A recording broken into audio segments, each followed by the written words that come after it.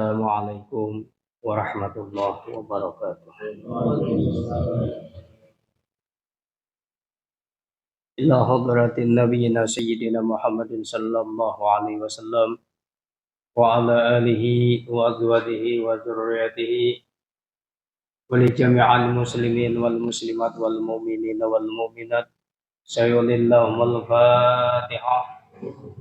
A'udzu billahi minasyaitonir rajim. Bismillahirrahmanirrahim.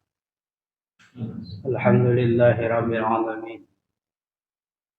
Iyyaka na'budu Siratal ladzina an'amta 'alaihim ghairil maghdubi 'alaihim.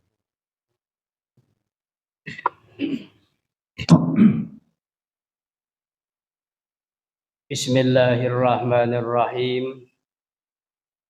Alhamdulillahi rabbil alamin. Wassalatu wassalamu ala asrafil anbiya'i wal mursalin. Sayyidina wa habibina wa syafi'ina wa maulana Muhammadin wa ala alihi wa ashabihi ajma'in. Faqad qala Allah Ta'ala fil Qur'anil Karim wa huwa asdaqu qailin. A'udzu billahi minasyaitonir rajim. Bismillahirrahmanirrahim. Subhanaka la ilma lana illa ma 'allamtana innaka antal alimul hakim wa tub 'alaina innaka antat tawwabur rahim wahdina wa wafiqna ila siratikal mustaqim. Sadaqallahul adzim wa sadaqallahu rasulun nabiyil karim wa nahnu dzalika minasyahidin wa syakirin. Pertama-tama marilah kita bersama-sama kembali memanjatkan puja dan rasa puji kita kehadirat Allah Subhanahu wa taala dengan limpah rahmat, taufik, hidayah serta hidayahnya.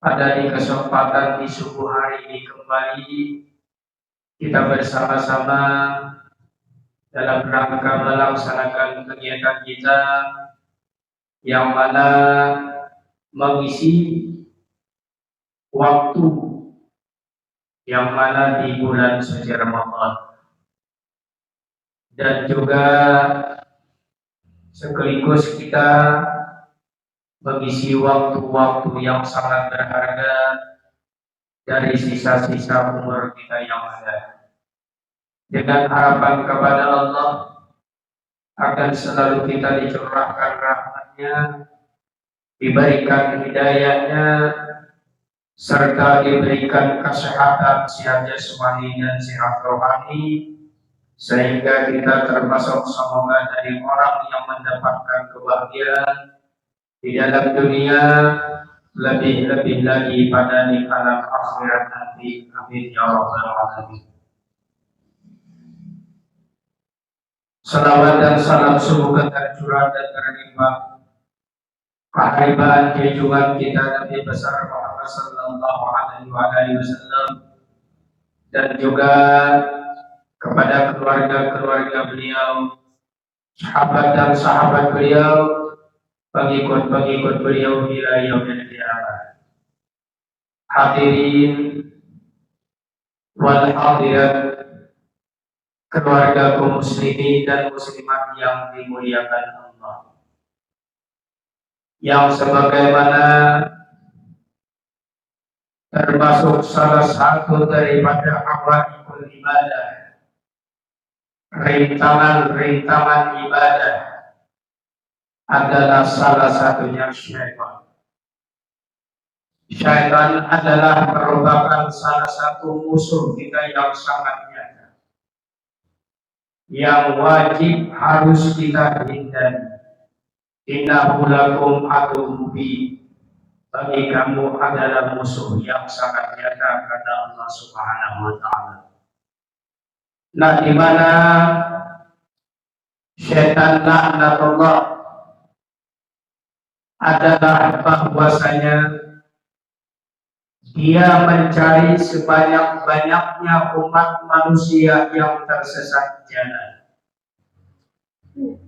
sekali lagi adalah syaitan laknatullah mencari sebanyak-banyaknya manusia yang mereka itu adalah terjerumus dari jurang kesesatan. Makanya oleh itu syaitan laknatullah, syaitan adalah menabur akan benih-benih kemurkaan, sehingga dengan adanya kemurkaan inilah syaitan mudah menyesatkan umat manusia. Syaitan mudah menyesatkan umat manusia, yang diantaranya adalah syaitan dengan cara menyesatkan umat manusia, sekali lagi dengan cara menabur akan benih-benih kemurkaan yang disebut dengan ghadab. Karena adalah bahwasanya ghadab itu kemarahan ataupun yang disebut dengan kemurkaan adalah merupakan salah satu pintunya syaitan. Manakala pintunya syaitan terbuka dari tubuh umat manusia, sehingga syaitan dari masyrik sampai syaitan dari maghrib masuk ke dalam tubuh kita, dan kita ini dikendarainya oleh syaitan sebagaimana sopir mengendarai akan mobilnya. Maka oleh dalam sebab itu hindarilah kemarahan. Nah, makanya oleh dalam itu bahwasanya Rasulullah SAW beliau memberikan akan suatu pengajaran kepada kita. Fa'idha ghadiba ahadukum falyatawadda. Apabila marahlah oleh salah seorang kamu, Rasulullah mengajarkan kepada kita, hendaklah berwudu. Apabila terjadi kemarahan kepada kita, rancakilah berwudu. Maka oleh itu penyebab hakikat orang sering marah atau penyarikan, penyebabnya kurang berwudu. Dengan sebab kurang berwudu. Nah, ini adalah diantaranya penyebab timbulnya kemarahan di dalam tubuh kita. Di dalam hal yang seperti ini, kadangkala orang berpikir, sidin toh penyarikan oleh dengan sebab darah tinggi. Orang ada yang berpendapat dengan sebab sidin penyarikan oleh dengan sebab darah tinggi. Padahal yang seperti ini banyaklah orang yang darah tinggi masih bisa sabar. Dan sebaliknya, orang yang darah rendah, mereka itu adalah penyarikan. Jadi pada hakikatnya, orang yang penyarikan ini adalah penyebabnya kurangnya berwudu. Fa'idha ghadiba ahadukum falyatawadda. Manakala marahlah oleh salah seorang kamu, hendaklah berwudu. Nah, berkaitan tentang masalah wudu, beberapa hal timbul masalah, timbul penyarikan. Gara-gara imam kada menyebut pada seketika sembahyang subuh sidin keluar dari kepanitiaan menganggap syar'i. Tak boleh orang ada timbul lagi berjamaah, ada bersama-sama lagi berjamaah sidin syar'i. Pak, pian Pak kenapa tapi syar'i? Pian Pak kenapa tapi kada berjamaah lagi? Ian pak kenapa tapi kada tempat di kepanitiaan lagi. Ujar sidin, aku muar banget anu imam toh. Aku muar banget anu imam toh. Setiap kali mengadakan kuliah Ramadan subuh, membaca surat ayat sabihis, sidin kada maumpatakan ngaranku. Padahal aku ini adalah ketua panitianya. Nang disambat Ibrahim lawan Musa. Kan ada surat sabihis toh. Sohopo Ibrahim wa Musa. Ibrahim jak lawan Musa nang disambat sidin. Aku neh ketuanya kada disambat. Malah timbul aku tersinggung. Lebih baik aku keluar di panitia. Dan aku kedopat lagi berjamaah. Hanya itu penyebabnya timbul syarik. Mendengar imam sidin syarik kada diumpatakan di kepanitiaan, kada diumpatakan disebut pada seketika imam subuh. Mendengar sidin, nang kedua diumpatakan sidina. Diumpatakan sidin. Apa sidin membaca? Sohopi Ibrahim wa Musa Ja'far ketuanya. Kan Ibrahim sekretaris, Musa bendahara, Ja'far ketuanya. Timbul di sama sidin. Sohopi Ibrahim wa Musa Ja'far ketuanya. Minggu yang akan datang hadirin. Nah, hanya itulah penyebabnya. Dengan sebab mereka itu kurangnya berudu, maka timbullah kemarahan di dalam jiwanya. Berkaitan tentang masalah wudu beberapa hal. Yang pertama, jika seandainya terjadi kepada diri kita tentang masalah wudu, satu contoh, kita berwudu. Kemudian timbul di dalam pikiran hati. Tadi aku berwudu. Kemudian aku nih batalkah, kadakah? Batalkah, kadakah? Memang bisa terjadi seperti ini. Bagaimana di dalam sebuah kesimpulannya batalkah, tidaknya? Timbul keraguan di dalam diri kita. Apakah kita sembahyang tanpa berwudu? Terus meneruskan wudu yang tadi. Yang pertama membahas di dalam sebuah keraguan tadi, di mana batal wudunya. Kan batal wudu ini biar hanya satu kali. Terjadinya batal hanya satu kali dan terjadinya batal setelah kita berwudu. Kalau kita kada berwudu, kada ada kisah batal dan tidak batalnya. Jadi masalah wudu adalah batal hanya satu kali. Makanya uli dalam sabab itu satu contoh kita nih bakantut batal. Bakantut dua kali kan batal lagi. Jadi kalau kita bakantut yang pertama batal wudu, bakantut yang kedua ada batal lagi karena ada terjadi batal di situ. Nah, di mana terjadi di dalam jiwa kita satu keraguan, tadi aku batalkah tidakkah? Jawabannya kita mengambil di dalam usul fikih, ambil asalnya berwudu, maka kita boleh memakai wudu tadi, sembahyang itu hukumnya sah. Biar kada berwuduan lagi tidak jadi masalah karena sudah kita berwudu, ambil keyakinan asalnya berwudu, terjadilah sah kita melaksanakan sembahyang.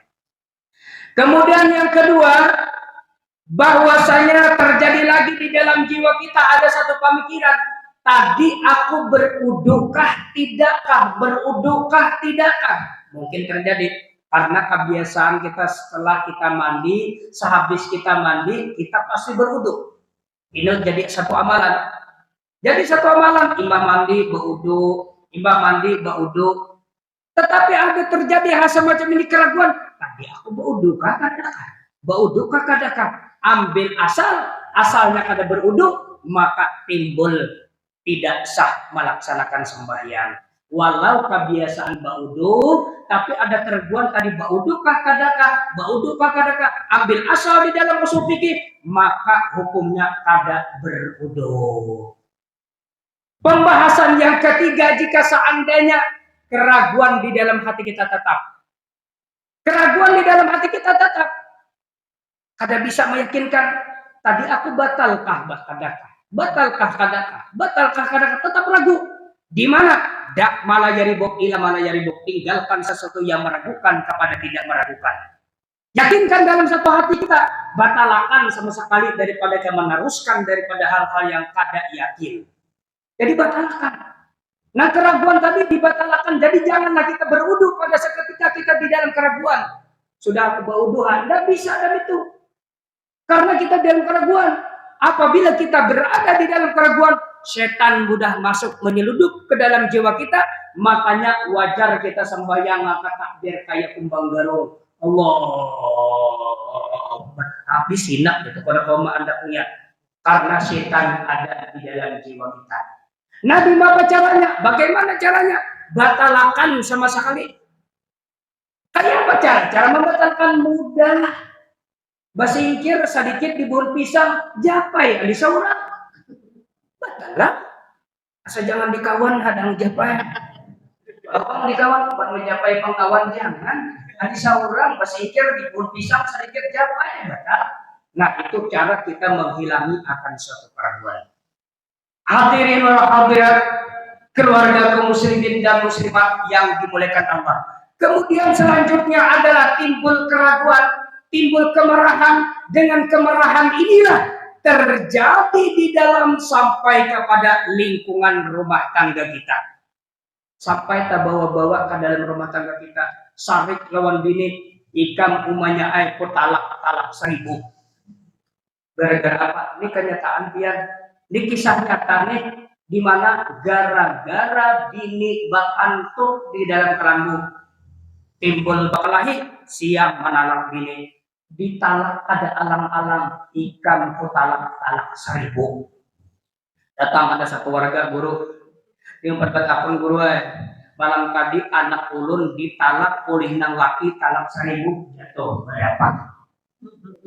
Jatuh berapa? Wa ija adada nawa wa yanka'u bihil manwiyah fa illam yanwi wa yaka'u bihil wahidah. Apabila talak diniatkan akan satu bilang-bilangan, maka jatuh apa yang dia niatkan. Menalak bini 1 jatuh 1, ikam ku talak 2 jatuh 2, ikam ku talak 3 jatuh 3. Pembatasan talak hanya 3 talak. Nah, jadi 3 talak itu tidak terjadi talak lebih daripada 3. Tapi dalam kenyataannya ikam ku talak 1000, jatuhnya kepada apa? Kepada 3 malam. Jatuh kepada 3. Dak'atan wahidatan, 1 kali menalak talak 3, maka jatuhlah talak 3. Ada satu warga berpendapat menurut imam yang membolehkan itu tidak diperpagani oleh imam min a'immatil arba. Imam yang apa tidak memperpagani hal semacam itu, janganlah diikuti.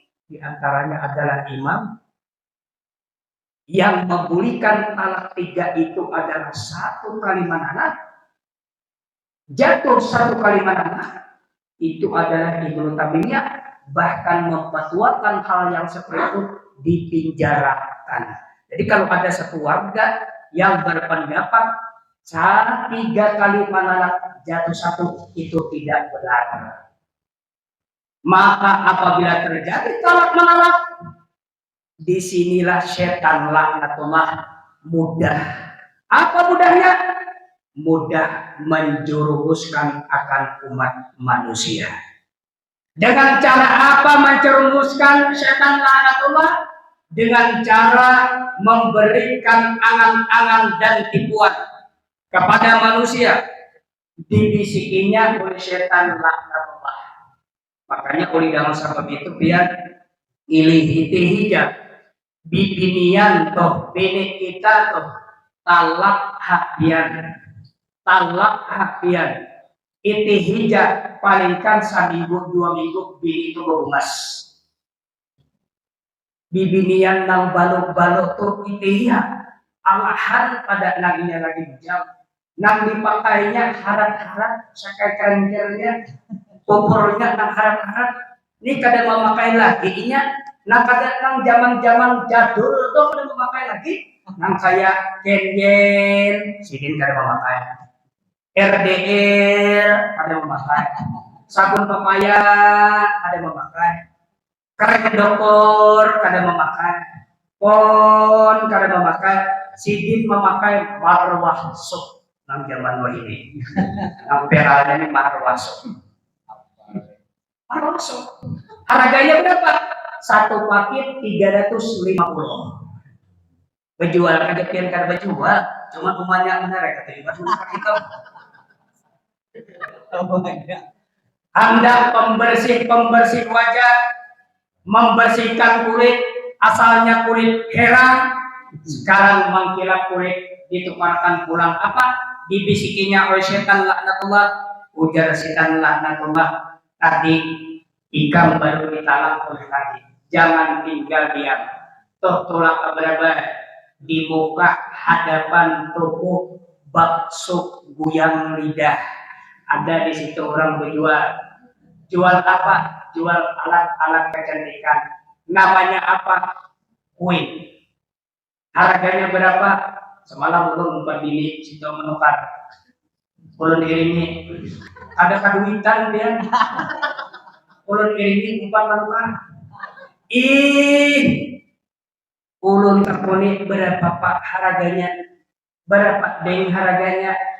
820.000 rupiah takajun turun. 825.000 rupiah. Ngarannya sakarangkir di hadapan mana? Di hadapan bakso guyang lidah di bayar-bayar. Selain daripada itu ada. Makilah. Makanya oleh dengan sebab itu seorang perempuan manakala sudah ditalaknya oleh laki, semakin hari semakin membunga, semakin hari semakin cantik, semakin hari semakin mengkilap. Timbul SMS, datang SMS, dunia sepi kalau kau tidak berada di sisiku sayang. Dirayu sidin pulang. Dirayu sidin pulang. Hendak membawa bebulik, kayak sudah talak 1000. Kayak apa? Datang ke pada penghulu, ujar sidin, bolehlah ulun bebulik, manalak binin talak 1000, berapa jatuhnya? Ujar penghulu 3. Datang panaib, berapa panaib jatuhnya? Talak 3. Kayak mana bebulik? Hatta yatazawwaju zawjan ghairuhu, sehingga balaki lawan orang lain. Tapi balaki kada payu-payu. 1 tahun, 2 tahun, 3 tahun, kada payu-payu. Dengan cara apa? Dengan cara setan laknatullah menyesatkan umat manusia dengan cara mengadakan praktik cina buta. Dengan cara praktik cina buta inilah bahwasanya manusia tersesat dilaknat oleh Allah yang diriwayatkan daripada Ibnu Mas'ud radhiyallahu anhu anna Rasulullah sallallahu alaihi wasallam qala la'anallahu 'alal muhamila wal muhammadah. Allah melaknat laki yang pertama dan laki yang kedua. Dengan cara apa? Dengan cara direkayasa hukum. Datang mengadul. Don, aku nidulai bakas manalak bini sudah 2 tahun 3 tahun kada payung-payung biniku. Artiannya aku talak nih, sudah talak 3, anak bebulik ujar panggulu kada boleh dengan terkecuali kawin lawan orang lain. Tunggu 1 tahun 2 tahun kada kawin 2 biniku kada payung. Gimana caranya? Akunkah dul ikam mangawini biniku? Adul berpikir, ujar adul ja marane ijab. Ada mereka sini. Adakah? Ini contoh aja lah. Ini contoh. Ja masalah mangawini bini ikan di jalan ima pacarannya ujar adul kawini bidiku ikan upah 500.000 ikan ini upah 500.000 hakunkah mengawini biniku tapi dengan satu syarat dulu hingga di 2 hari di 3 hari aja dulu talak biniku dan aku berpasangan terakhir dulu jangan terlalu gancang lah. Ujar semacam adol ja untuk tentang mengawini bini ikan itu jangankan upah nah kada upah aja ya apapun bolehlah semacam itu yang dua-duanya itu dilaknat oleh Allah Subhanahu wa taala yang sebagaimana diriwayatkan daripada Ibnu Abbas radhiyallahu anhu wa su'ila 'anil muhallil wal muhallalah Nabi kita pernah dipertanyakan oleh sahabat tentang muhallil dan muhallalah, laki yang pertama dan laki yang kedua, bolehlah nikah yang seperti itu? Lah, kata Rasul tidak boleh. Tidak terjadi nikah.